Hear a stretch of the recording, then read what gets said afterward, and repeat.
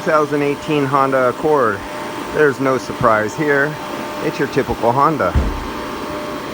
Poor customers.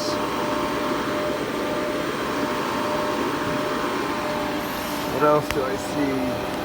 Do I see a lot of oil buildup on the bottom side of this line with a lot of dust at this fitting right here?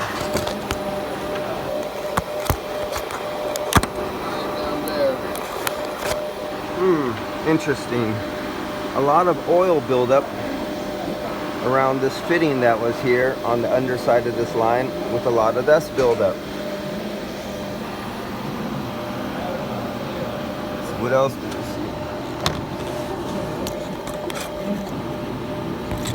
Okay. You know, our Hondas have issues.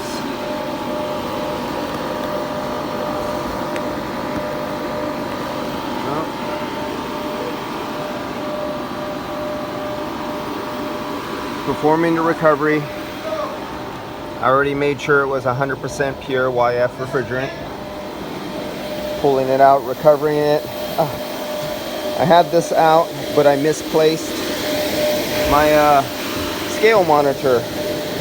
It either fell out of my car and I just don't want to spend time looking for it, or I left it at my last job site.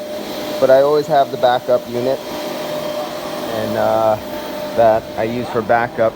Sometimes that backup unit will shut off on me, and if you're recharging, it shuts off and you end up overshooting and overcharging your system.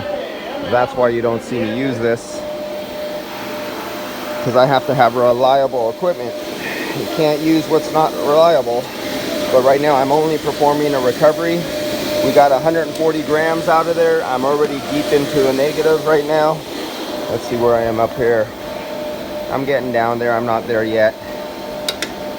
Even though the EPA says negative 15, I go already down into like 1800 microns before I'm satisfied. EPA is just making compromises with the industry to save money and make the times not take so long to be thorough and actually leave refrigerant behind in the system that goes up into the atmosphere. I could do better than anything the EPA can allow or wants or capable of, especially with this piece of equipment. This is the 4-cylinder recovery NAVAC. And we're getting down there. There we go. So I am going to let this stand for 5 minutes and see what happens. And I'll come back to you. And I have recovered. How much did I recover? So there's 140 vapor that was taken out. I will turn it over to purge out the unit so we can see how much liquid comes out of the unit. It will be nice one day if you ever see me replace this knob and stop using something like this.